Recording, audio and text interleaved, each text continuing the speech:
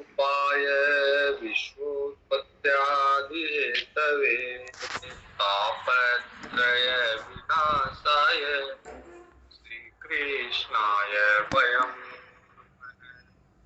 कृष्णं नारायणं वन्दे कृष्णं वन्दे व्रजप्रियं कृष्णं कृपायनं वन्दे कृष्णं वन्दे वृथासुतम्।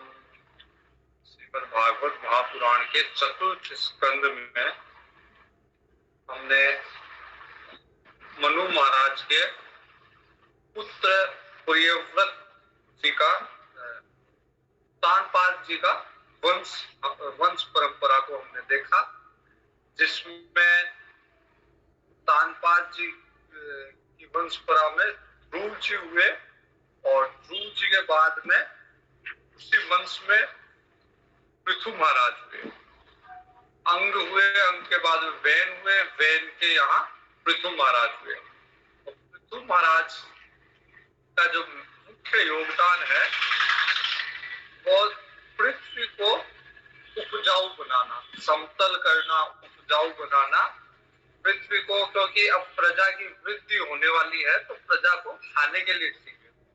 तो जैसे पहले भगवान ने शुक्र अवतार धारण करके और बड़ा अवतार धारण करके भगवान पृथ्वी को रसातल से ऊपर आए थे। अब उस पृथ्वी को उपजाऊ बनाया पृथु महाराज। फिर उसके बाद में पृथु महाराज खूब सारे यज्ञ किए, लेकिन 100 यज्ञ पूरा नहीं किया, 99 यज्ञ तक अपने आप को सीमित रखा, भगवान की भक्ति में रहे, स्वर्ग आदि के चक्कर में नहीं पड़ के भगवान की शुद्ध भक्ति में रहे और 10,000 कान उन्होंने मांगे भगवान की कथा सुनने के लिए। फिर जो ज्ञान प्राप्त उन्होंने किया था उस ज्ञान को अपनी प्रजा के मध्य भी उन्होंने उसका प्रचार प्रसार किया और संकादिक आदि ऋषियों के साथ भी उन्होंने सत्संग किया। उसके बाद में पृथु महाराज की ही वंश परंपरा में प्रचेता हुए। प्रचेता एक प्राचीन वर ही हुए, उनके पुत्र है 10 प्रचेता। तो 10 प्रचेताओं के बारे में बताया गया कि 10 प्रचेता जो थे उनको प्राचीन वर ही ने कहा, उनके पिताजी ने कहा कि आप प्रजा की वृद्धि करो। वो इस कार्य के लिए जा रहे थे, रास्ते में भगवान शिव मिले, उद्रगीतम का उपदेश दिया, जिसका बड़े प्रेम से श्रद्धा से उन्होंने उपासना की प्रचेताओं। इधर उनके जो पिताजी थे प्राचीन वर्ग, उनका मन कर्म कांड में विशेष कर लग गया और ऐसे कर्म कांड जहां पे पशु बलि, ऐसे यज्ञ जहां पे पशु बलि दी जाती थी, तो अपनी इच्छाओं की पूर्ति के लिए, अपने मनोकामना की पूर्ति के लिए बहुत सारे निर्दोष पशुओं की उन्होंने बलि दी। नारद जी आके उनको समझाते हैं कि ये क्या कर रहे हो, जितनी हिंसा कर रहे हो, जितने पशुओं को आप मार रहे हो, ये सारे के सारे आपसे बदला लेंगे, आपकी मृत्यु के बाद आपको नोच नोच के खाएंगे। फिर इस संदर्भ में एक कथा सुनाई उन्होंने पुरंजन की। तो पुरंजन एक राजा था जिसके साथ हमेशा एक उसका सखा रहता था। तो पुरंजन यहाँ पे एक है, इसका मतलब भावार्थ है इस कहानी का, पुरंजन है जीव और जो अविज्ञात सखा है उसका वो है ईश्वर। तो ईश्वर और जीव हमेशा दो साथ रहने वाले सखा है। लेकिन जब पुरंजन के भोग भोगने की इच्छा हुई, तो जब जीव के भोग भोगने की इच्छा हुई तो वो ईश्वर से विमुख चला गया। तो पुरंजन भी अपने सखा को छोड़ के और भोग भोगने की, भोग भूमि की तलाश में फिर हिमालय के दक्षिण भाग में आया और वहां पे उसको एक 9 द्वार वाला सुंदर नगर दिखा। तो नौ द्वार वाला जो सुंदर नगर है वो है अपना शरीर, जिसमें नौ द्वार है। उसमें नगर में एक पुरंजनी थी, एक महिला, एक कन्या थी। तो अपने शरीर में जो बुद्धि है वो कन्या है, और पुरंजन उस पुरंजनी के साथ में फिर भोग भोगने लग गया, तरह तरह के भोग वृत्तियों में लग गया। तो वैसे ही जीव जो है बुद्धि के साथ विवाह करके या तादाद में स्थापित करके तरह तरह के भोग भोगने लग गया जीव। फिर पुरंजन पुरंजनी दोनों साथ रहते थे। जैसे पुरंजनी करती थी, पुरंजन वैसे ही करता था। तो जो वृत्ति बुद्धि की होती है वही वृत्ति जीव अपनी मान लेता है और उसी का अनुसरण करता है। फिर एक दिन पुरंजनी के को बताए बिना और अपनी इच्छा या वासना से प्रेरित हो गया, तमोगुण से प्रेरित हो गए और शिकार खेलने के लिए गया। वहां पे अनेकों निर्दोष जीवों की हत्या की, जिनकी हत्या निषिद्ध थी उन जीवों की भी हत्या की। तो जीव कई बार बुद्धि को छोड़ के, बुद्धि जो करती है या विवेक जो करता है उसको छोड़ के घोर कर्मों में, पाप देने वाले कर्म है, उन कर्मों में लिप्त हो जाता है जीव। तो जैसे पुरंजनी को बताए बिना शिकार खेलने के लिए गया, वैसे ही जीव भी है कई बार बुद्धि की नहीं सुन के और बुद्धि को कहे बिना घोर कर्मों में लिप्त हो जाता है। फिर शिकार खेल के वापिस आया और पुरंजनी के साथ वापिस से उसने तादाद में स्थापित किया। इसी मध्य उस जो नौ द्वार की नगरी थी उसमें दो आक्रमण हुए, एक गंधर्व का और एक कालकन्या का। तो नौ द्वार की ये जो नगरी है वो अपना शरीर है। इसमें दो आक्रमण निरंतर होते रहते हैं।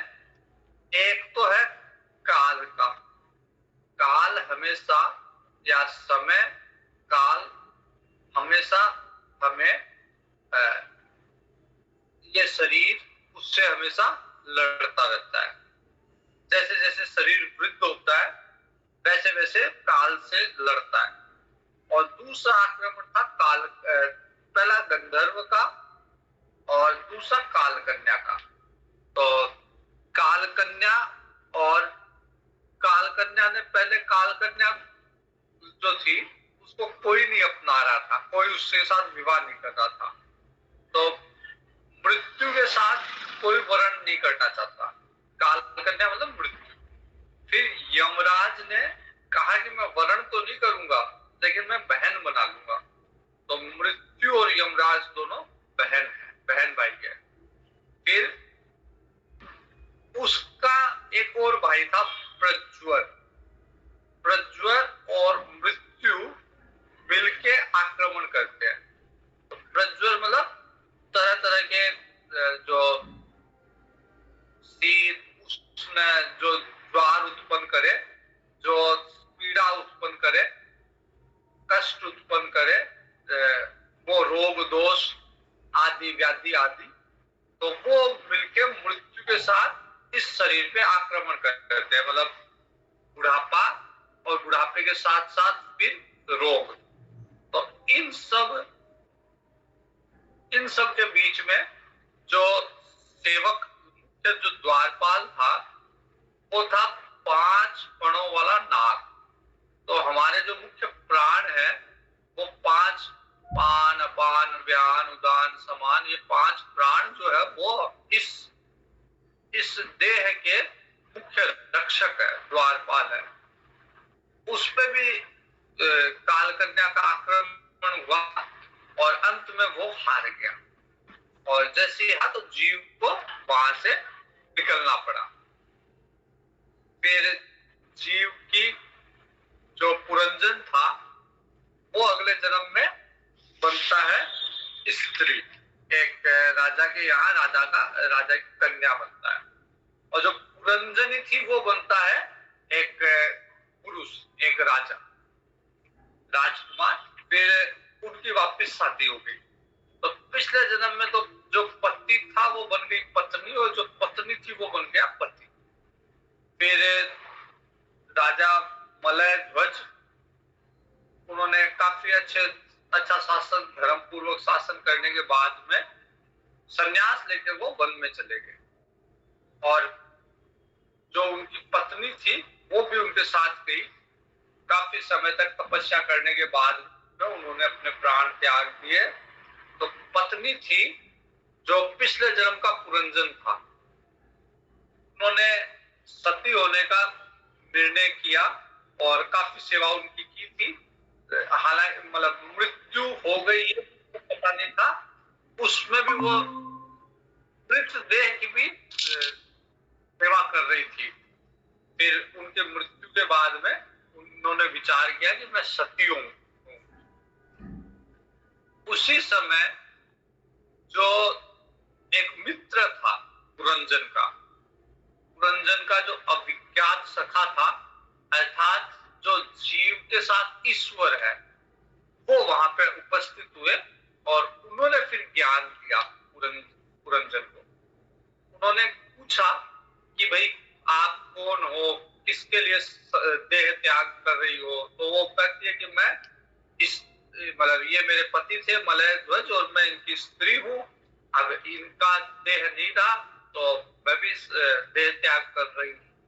तो वो जो अविज्ञात सखा था, मतलब ईश्वर जो है, वो उसको ज्ञान देते हैं कि तू न स्त्री है न पुरुष है, उसको दिखाते देख, अभी तू स्त्री है, इसके पिछले जन्म में तू पुरुष था, और ये तेरा जो पति है ये पिछले जन्म में स्त्री थी।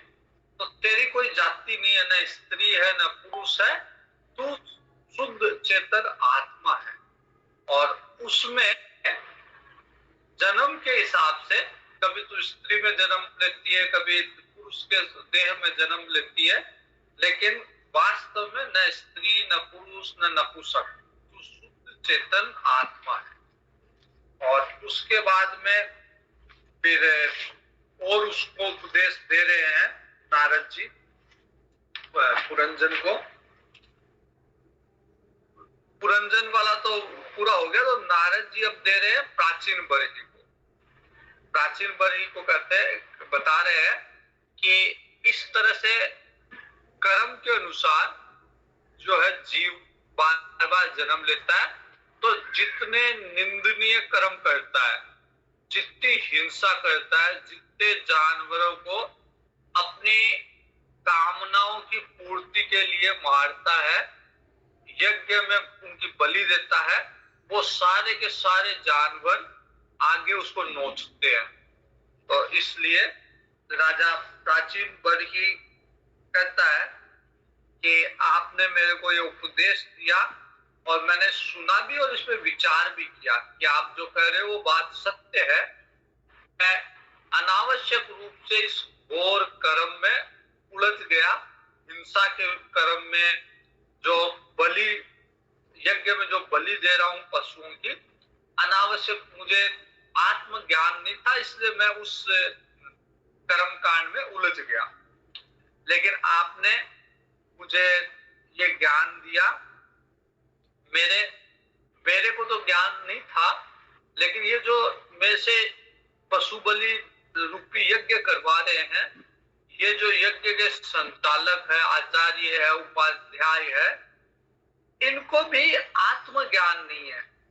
बोले ये केवल कोई व्यक्ति जाके कहेगा, कोई अपनी कामना व्यक्त करेगा कि मेरे को पुत्र चाहिए, तो वो पुत्रेष्टि यज्ञ करवा देंगे। कोई कहेगा कि मेरे को स्वर्ग चाहिए, तो वो स्वर्ग का जो यज्ञ होता है स्वर्ग प्राप्त करने के लिए, वो यज्ञ करवा देंगे। उसमें भले ही बलि देनी पड़े, उनको उससे कोई मतलब नहीं है। तो वो इसलिए करवा रहे क्योंकि उनको भी, जो करवाने वाले हैं उनको भी आत्मज्ञान नहीं है। वो ये नहीं समझते कि आत्मा सब में एक है। जो आत्मा मेरे में है वो इस पशु में है। जो यज्ञ का पशु है वो भी भगवान का अंश है, उसमें भी वही आत्मा, उसमें भी वही प्राण है। तो ये अज्ञान प्राचीन बारी कह रहा है कि मेरे में नहीं, इनमें भी है। इन उपाध्यायों में, इन आचार्यों में भी आत्म तत्व विषय में जो संशय है वो, लेकिन आपके उपदेश से मेरा संशय पूरी तरह हट गया। अब मुझे पता चल गया कि कर्म कांड की क्या सीमा है और कर्म कांड क्यों मतलब कर्म कांड इतना महत्वपूर्ण नहीं जितना आत्मज्ञान है। प्राचीन बरही के दादा पृथु महाराज ने भी 100 यज्ञ पूरे करने का कोशिश की थी, लेकिन फिर ब्रह्मा जी ने जब उन्हें ज्ञान दिया तो वो 99 भी संतुष्ट हो गए। 100वां यज्ञ उन्होंने पूरे करने की जिद नहीं की, क्योंकि उनको पता था इस कर्म कांड से तो केवल स्वर्ग का एक तुच्छ राज्य मिलेगा। जबकि अगर 99 यज्ञ भी या एक यज्ञ भी भगवान की भक्ति के लिए किया जाए, भगवान की प्राप्ति के लिए किया जाए, तो उसका फल 100 यज्ञ भी ज्यादा है। अगर एक यज्ञ भी बिना कामना के, बिना आसक्ति के, केवल ईश्वर प्रीत्यर्थ है, केवल भगवान की प्रीति के निमित्त किया जाए, तो वो 1000 यज्ञ से भी ज्यादा फलदायक है। और परिणाम ये हुआ कि पृथु महाराज के यज्ञशाला में भगवान स्वयं प्रकट हुए। तो प्राचीन बरही को भी आत्मतत्व नारद कहने पे समझ में आया।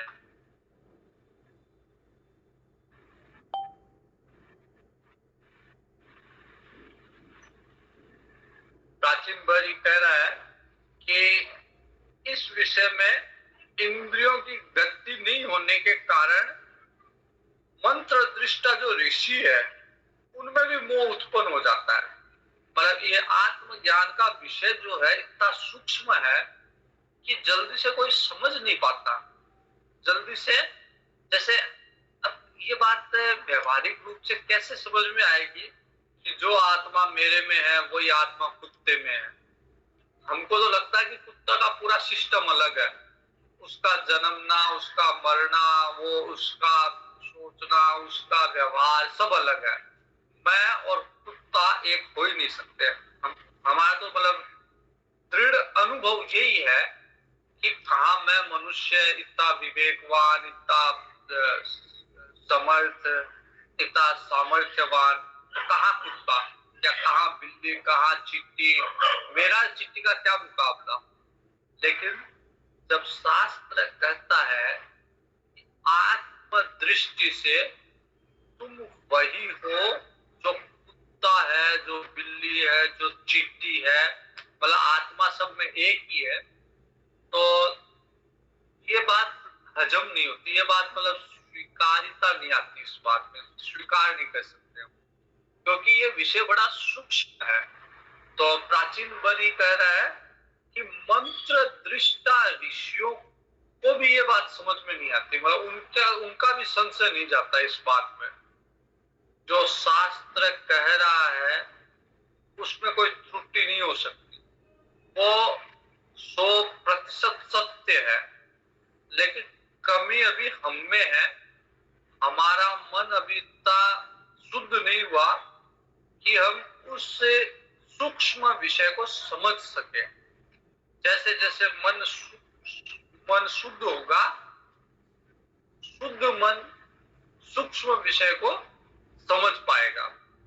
तो प्राचीन वादी कहता है कि वेदवादियों का कथन जगह जगह सुना जाता है कि पुरुष इस लोक में जिसके द्वारा कर्म करता है उस स्थूल शरीर को छोड़ के परलोक में कर्म से बने हुए दूसरे देह से उसका फल भोगता है।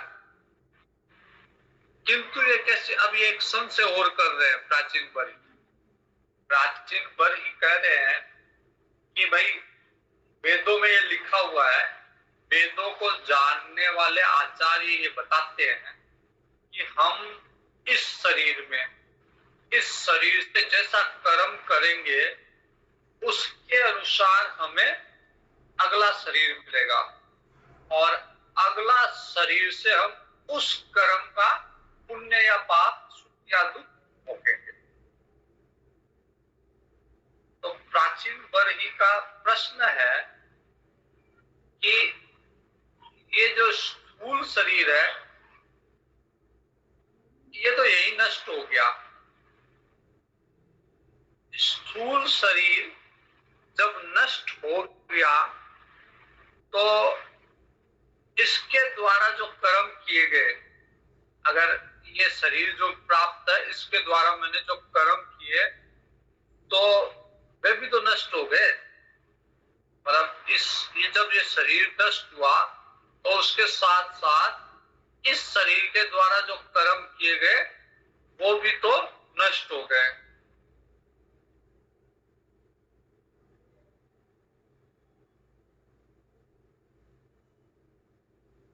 तो वो कर्म जो मैंने किए शरीर के द्वारा किए, जब स्थूल शरीर नष्ट हो गया वो भी नष्ट हो गए, तो फिर वो आगे फल कैसे देंगे? तो नारद जी कहते हैं कि स्थूल शरीर जो शरीर हम देख रहे हैं इसके अंदर एक सूक्ष्म शरीर है, लिंग देह है इसके अंदर। तो जो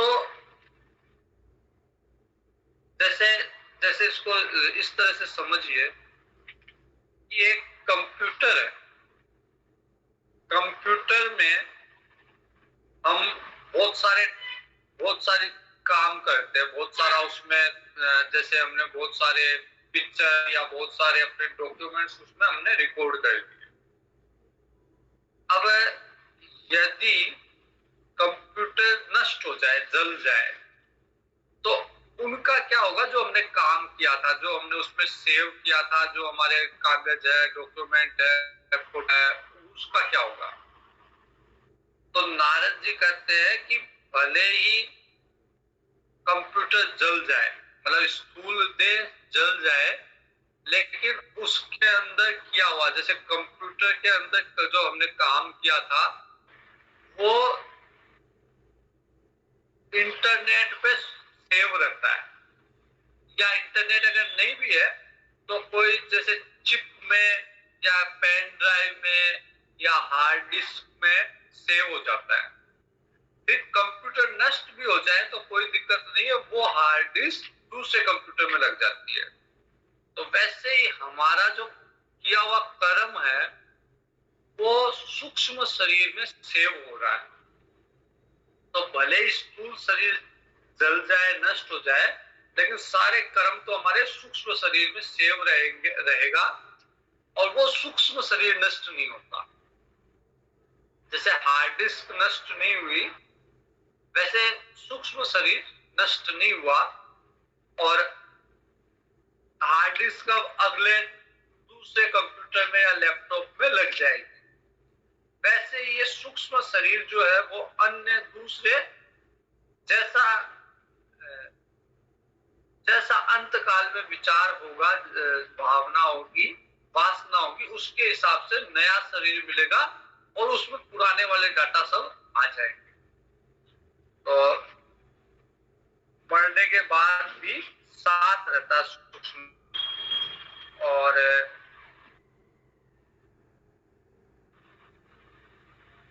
जैसे उदाहरण भी देते हैं कि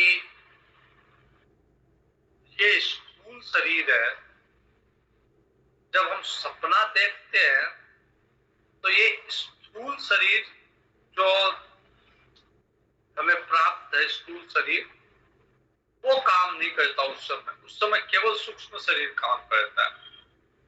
जैसे हमने सपना देखा कि मैं ऋषिकेश में, तो ऋषिकेश में ये जो स्थूल शरीर है वो नहीं गया, क्योंकि स्थूल शरीर तो फतेहपुर में घर में ही सो रहा है।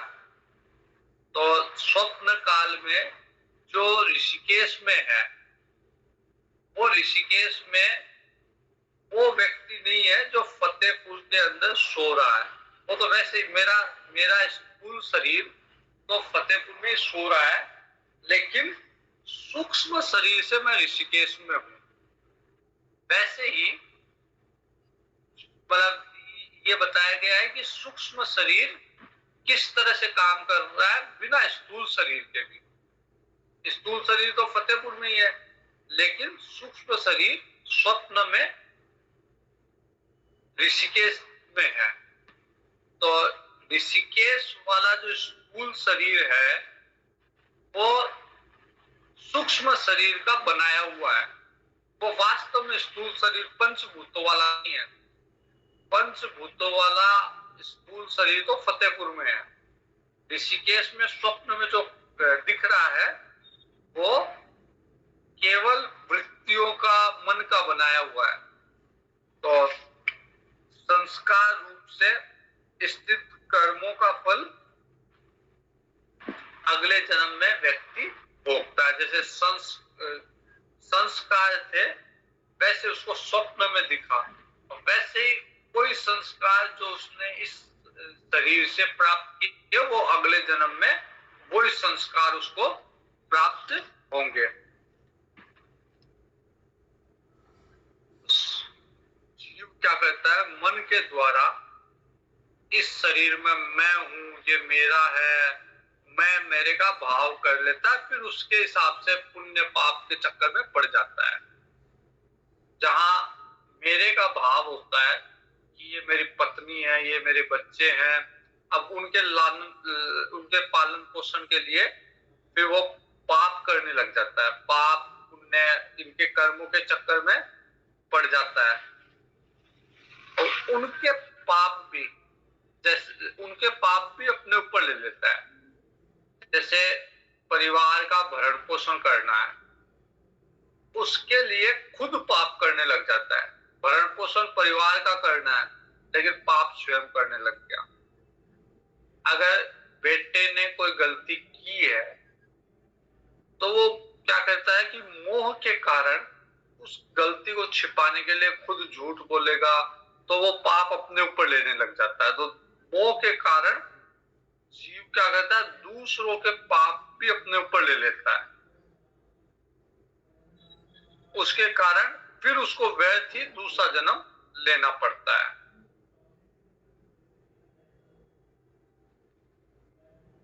तो चित्त की भिन्न भिन्न प्रकार की वृत्तियों से पूर्व जन्म के कर्मों का भी अनुमान होता है। जैसे कई बच्चे जन्मते ही कई बच्चों में ऐसे संस्कार होते हैं कि लगता है कि ये पिछले जन्म में जरूर भगवान के भक्त रहे होंगे। कई बच्चे जन्मते ही माँ बाप को कष्ट देने लग जाते, तो अनुमान होता है कि पिछले जन्म में जरूर माँ बाप के प्रति शत्रुता का भाव रहा होगा। तो जन्म से जो संस्कार है उससे पूर्व जन्म का अनुमान लगता है। कई एकदम शांत होते हैं, कई बड़े चंचल होते हैं, कई शैतान होते हैं। तो इन सब संस्कारों से लगता है कि ये पूर्व जन्म से कुछ इनमें चला आ रहा है। कई बच्चों को तो पूर्व जन्म का कुछ स्मरण भी होता है, और कई बच्चों को जैसे पूर्व जन्म का अगर एकदम से स्मरण नहीं भी हो तो थोड़ा सा भी उनको अगर थोड़ा सा भी वैसा संस्कार मिले तो वो पूर्व जन्म की सारी चीजें प्रकट हो जाती है। जैसे कोई भगवान की कथा है, अगर पूर्व जन्म में उसने अभ्यास किया हुआ है, उसका पढ़ा हुआ है, तो इस जन्म में थोड़ा सा भी उसको अगर कुछ मिल गया तो उसको सब याद, पिछले वाला याद आ जाएगा। तो इस तरह से इस जन्म के जो बच्चे के संस्कार देख के पूर्व जन्म का अनुमान किया जा सकता है।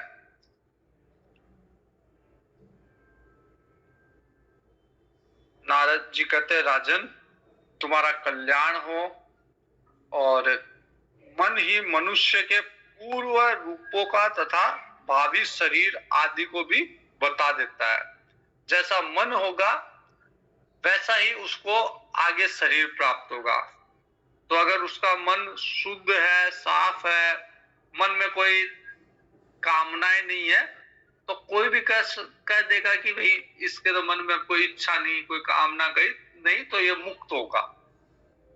तो जैसा मन है, अगर जैसे कयो को बोलते हैं ना कि अभी ये इस मतलब मन में इतनी चंचलता है, अगले जन्म में जरूर ये कोई ना कोई प्रपंच में रहेगा, या किसी का मन बहुत धन में है, तो अनुमान ये होता है कि अगला जन्म उसको फिर लेना पड़ेगा धन के लिए। कई बार जैसे बोलते हैं ना कि इतना मोह परिवार में है, तो जरूर अगले जन्म में फिर जन्म लेके वो उसी परिवार में आएगा। तो विदेह मुक्त का भी पता मन से ही चलता है कि जैसा उसका मन है। अगर कोई साधु सन्यासी विरक्त भाव में, तो उसका अनुमान लग जाता है कि ये अब अगला जन्म इसका नहीं होगा, ये मुक्त हो गया। तो नारद जी इस तरह से प्राचीन बरही को ज्ञान प्रदान कर रहे हैं।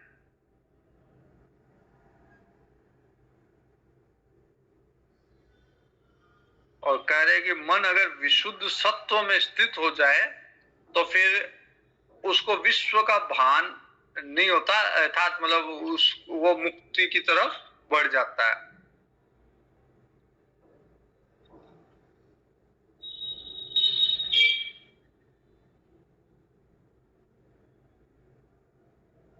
पुरुष जो है भिन्न भिन्न मन के अनुसार भिन्न भिन्न देह को ग्रहण करता और त्यागता है। इसी से उसको हर्ष, शोक, भय, दुख, सुख आदि का अनुभव होता रहता है। जीव जो मरण काल में उसके जो संस्कार रहते हैं, उसी के हिसाब से उसको दूसरा देह प्राप्त होता है।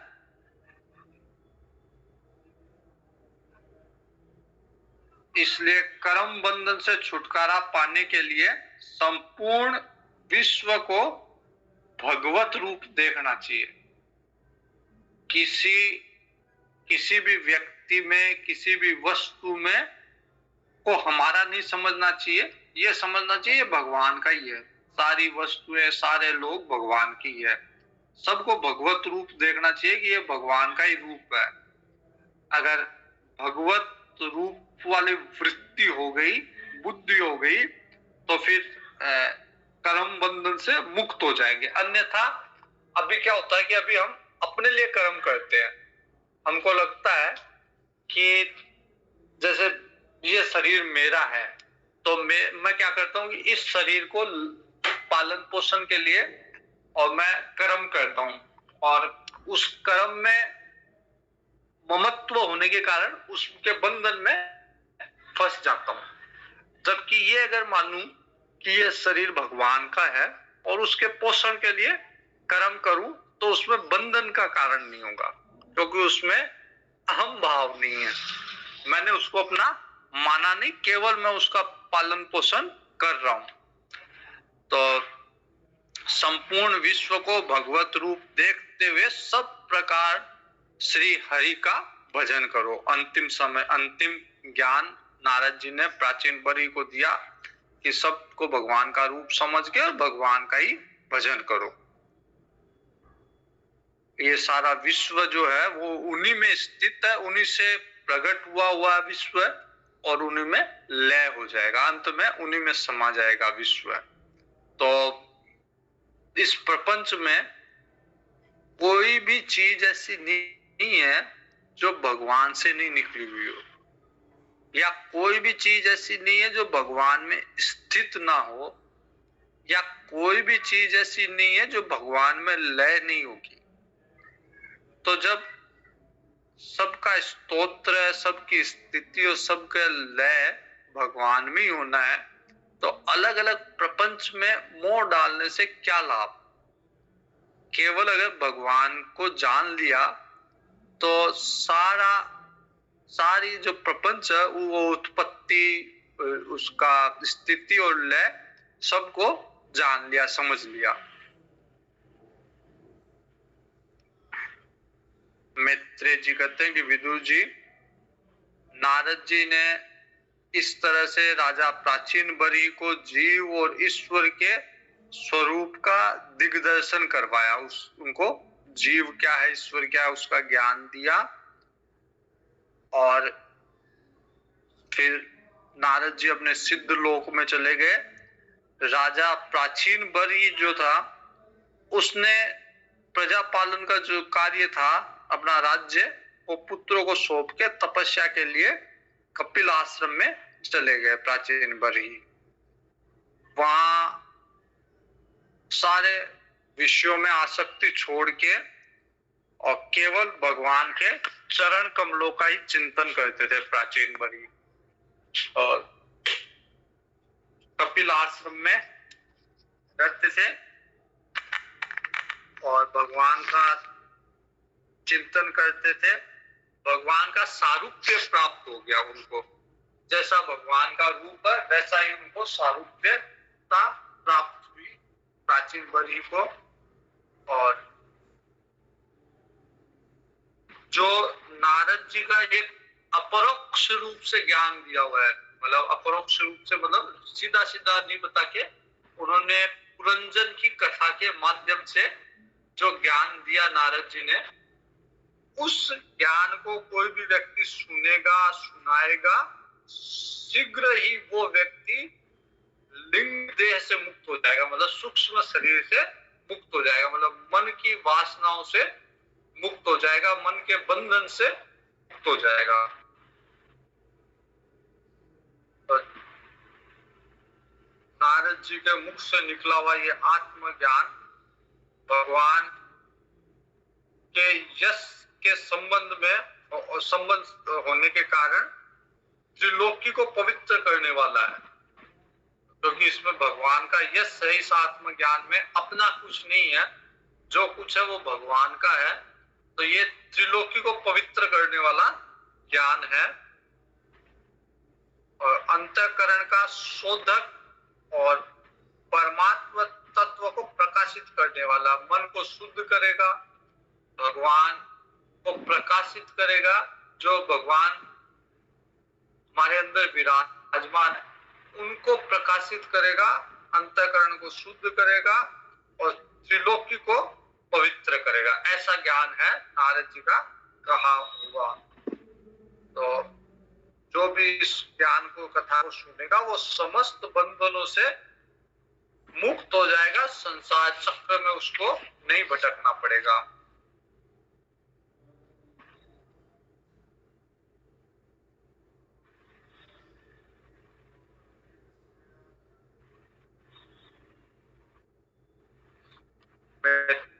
ये जो आत्मज्ञान है मैंने गुरु जी की कृपा से मैंने प्राप्त किया था, और इसका तात्पर्य अगर कोई व्यक्ति समझ लेता है कि पुरंजन कौन है, पुरंजनी कौन है, पुरंजन क्यों भोगों के पीछे भाग रहा था, क्यों उसने अपने मित्र को छोड़ दिया, फिर पुरंजनी के पीछे कैसे मोह में पड़ गया, जैसे जैसे पुरंजनी करती थी वैसे वैसे उसका पिछलग्गू हो गया, वैसे वैसे करता था, और उस मोह में पड़ने के कारण उसको क्या हानि हुई, कहां कहां उसको भटकना पड़ा, फिर जन्म लेना पड़ा। ये सारी की सारी अगर कोई समझ लेता है, इसके रहस्य को, तात्पर्य को समझ लेता है, तो वो जीव जो है देहाभिमान से निवृत्त हो जाएगा।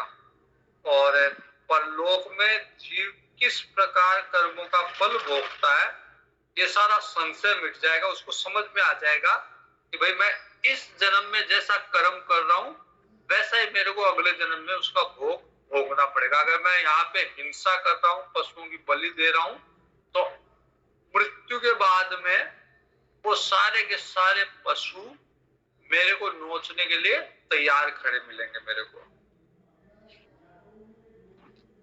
ये प्राचीन बरही की कथा हुई। अब उसके बाद में प्राचीन बरही के पुत्र है प्रचेता, 10 प्रचेता, 10 पुत्र है, 10 प्रचेता। तो इन प्रचेताओं को भगवान विष्णु ने वरदान दिया।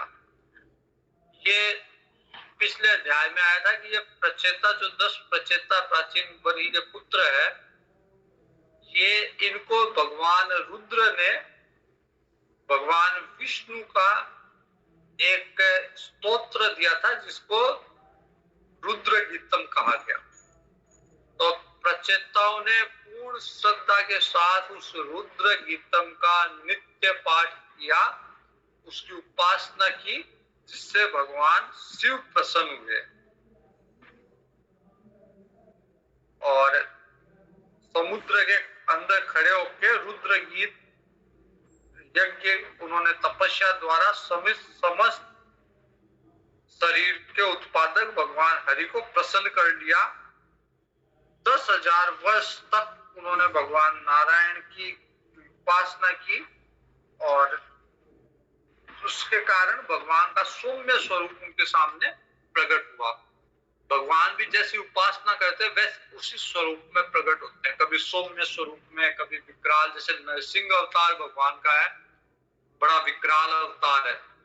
तो प्रचेताओं के सामने भगवान सौम्य रूप में प्रकट हुए।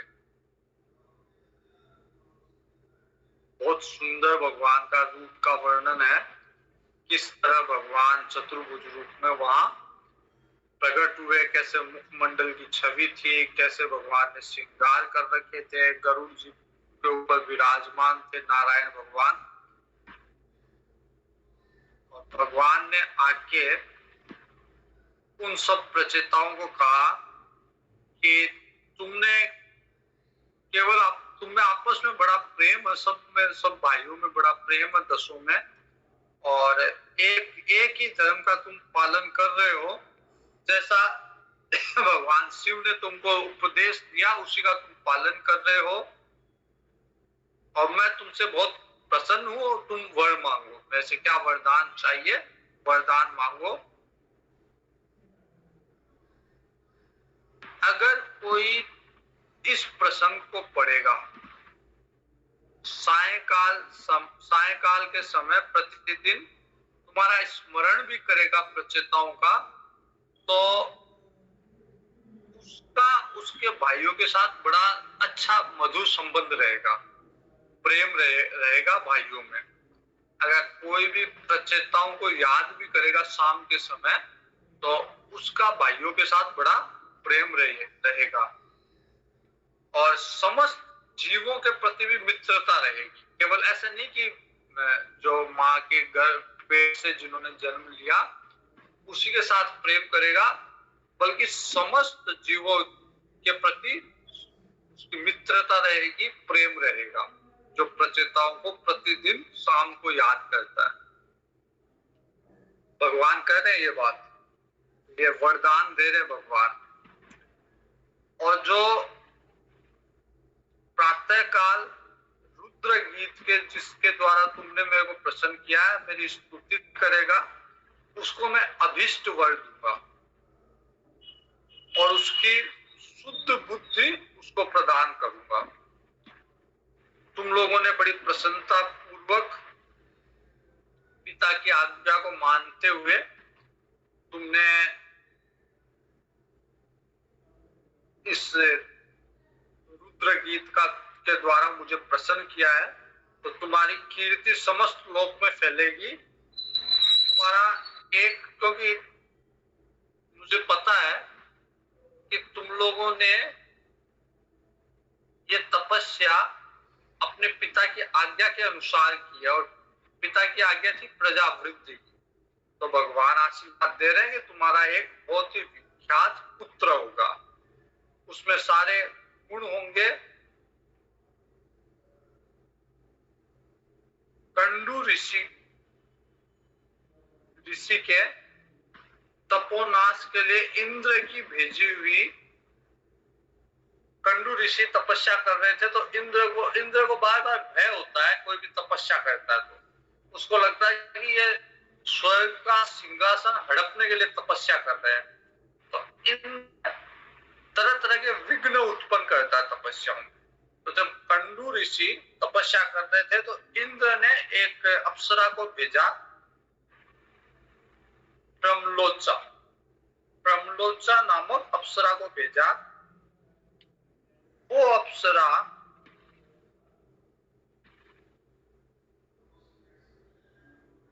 उस अप्सरा के से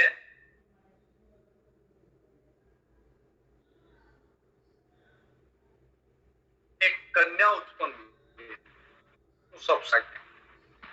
और वो अप्सरा ने क्या किया कि वो अप्सरा तो स्वर्ग में चली गई, वो कन्या यही रह गई और वृक्षों ने उस कन्या का पालन किया। जितने वृक्ष है उन्होंने मिलकर कन्या का पालन किया। प्रमलोचा अप्सरा जो कंडू ऋषि की तपस्या भंग करने के लिए आई थी, उसके कन्या हुई, उस कन्या का पालन वृक्षों ने किया, अप्सरा अपने लोक में चली गई थी। तो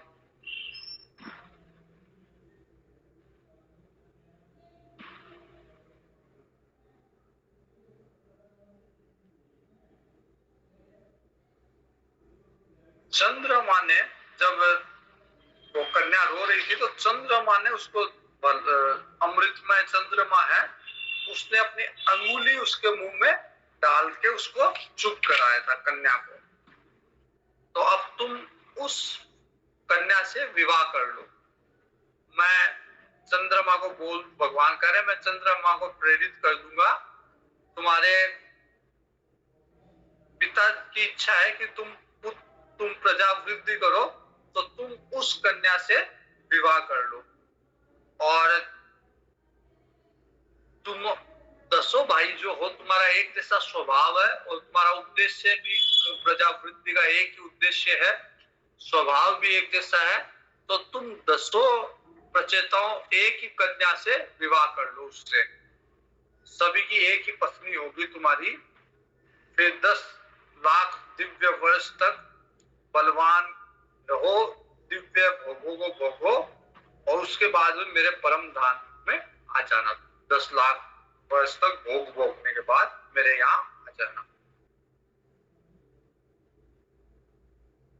जिन लोगों की कर्म में भगवतपण बुद्धि होती है, मतलब वो कर्म तो करते हैं लेकिन कर्म करके भगवान को अर्पित कर देते, अपने लिए कर्म नहीं करते, जिनका सारा समय भगवान की कथा वार्ता में जाता है, अपनी कथा नहीं सुनाते, अपनी बात नहीं बताते, बल्कि भगवान की कथा, भगवान की महिमा जो लोग बताते हैं, वे गृहस्थाश्रम में रह के भी उनका घर में बंधन नहीं होता। कोई कर्म कर रहे हैं, भगवान को अर्पित कर रहे हैं, कोई बात कर रहे हैं तो भगवान की कर रहे हैं, कोई महिमा, वो ये नहीं करते कि मैंने ये काम किया या मैंने घर बनाया, मैं अपने संतानों को पाल रहा हूं। वो बुद्धि से यही सोचते हैं कि भगवान ने किया, भगवान मेरे परिवार को पाल रहा है, भगवान सारे कार्य कर रहा है। तो ऐसे लोगों का परिवार में बंधन नहीं होता। परिवार के साथ रहते हैं, रहते रहते भी वो परिवार उनके लिए बंधनकारी नहीं होता, वो बंधते नहीं है परिवार में। तो भगवान कहते कि जो नित्य प्रति मेरी लीलाओं का श्रवण करता है, मेरी कथा सुनता है, वो मेरे ज्ञान को प्राप्त करता है, और मुझे प्राप्त कर लेने पर जीव में न मोह होता है, न शोक होता है, न हर्ष होता है। वो अपनी सम अवस्था में, आनंद की अवस्था में वो जीव स्थापित हो जाता है।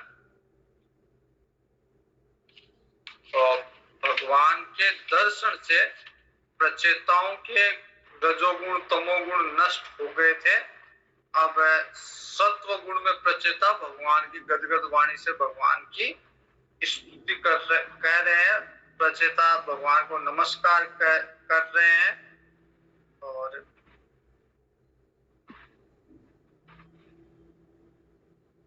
कह रहे हैं कि वेद भी आपकी स्तुति नहीं कर रहे हैं, हमारी इंद्रियों की क्या गति, क्या औकात हमारी इंद्रियों की जो हम आपकी स्तुति कर सके, वेद भी नहीं कर पाते। आप नित्य शुद्ध शांत,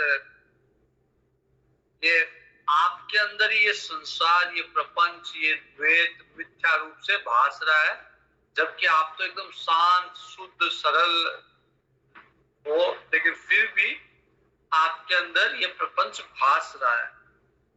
वास्तव में जगत की उत्पत्ति, स्थिति, लय सब आपकी माया के गुण को स्वीकार करके ब्रह्मा, विष्णु, महेश ये लोग करते हैं। आपको प्रणाम, नमस्कार। आप विशुद्ध सत्व रूप में हो। आपका ज्ञान संसार बंधन को मुक्त करने वाला है। आपको बार बार प्रणाम।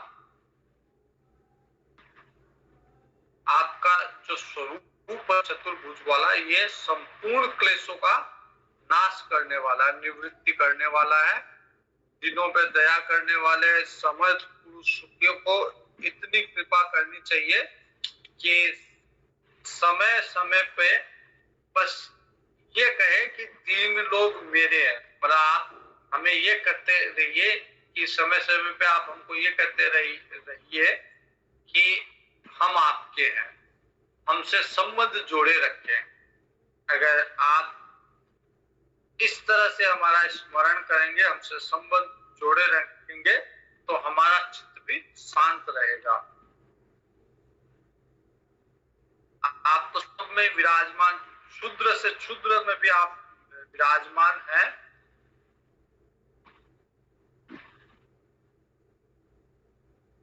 तो आप हमारी कामनाओं को भी जानते हैं, मोक्ष मार्ग भी आप ही दिखाते हैं। आप हम पर प्रसन्न हैं, इससे बढ़ के और क्या हमारे लिए हो सकता है। लेकिन फिर भी हम एक बार आपसे अवश्य मांगेंगे कि आपकी भक्ति हमें प्रदान करें। भक्ति वाला वरदान हम आपसे मांगेंगे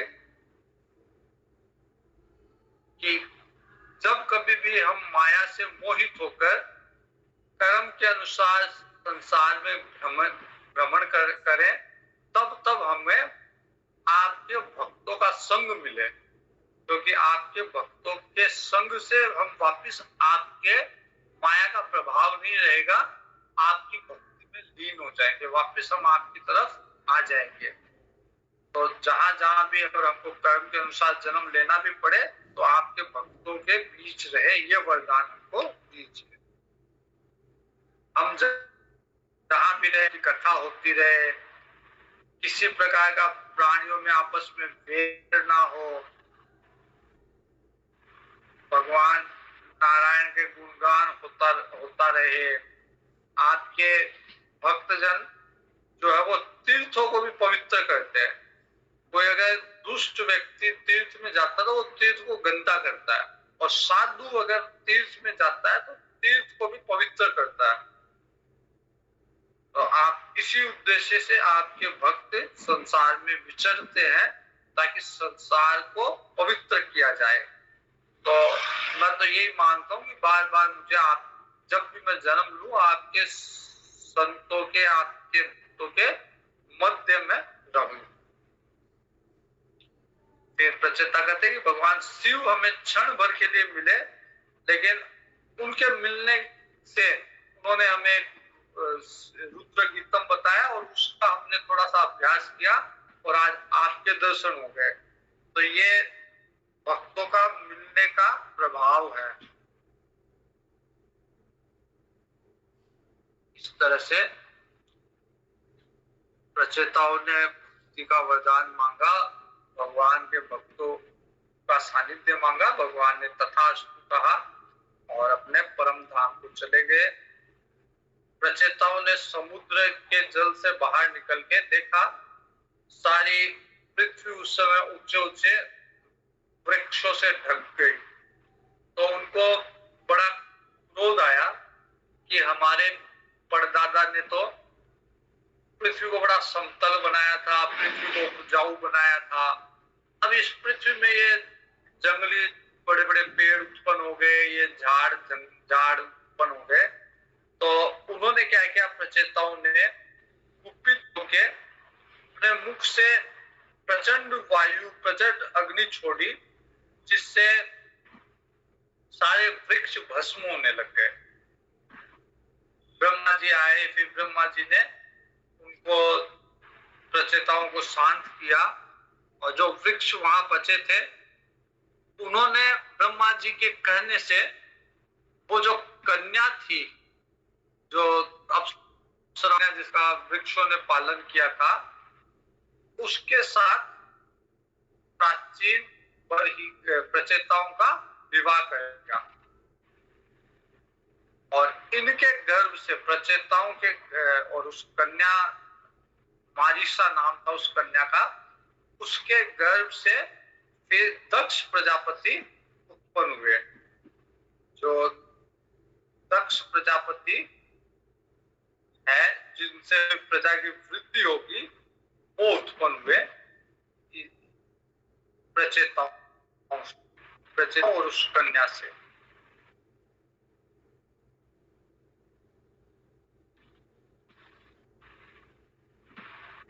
ब्रह्मा जी के पुत्र दक्ष ने जन्म लिया, फिर उनसे सारी प्रजा उत्पन्न होगी।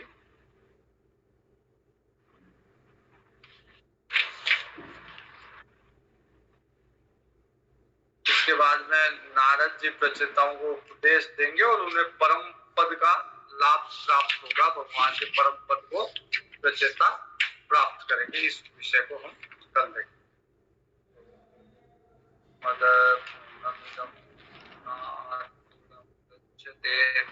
पूर्णस्य पूर्णमादाय पूर्णमेवावशिष्यते। ओम शांति शांति। हरि ओम श्री गुरुभ्यो नमः। हरि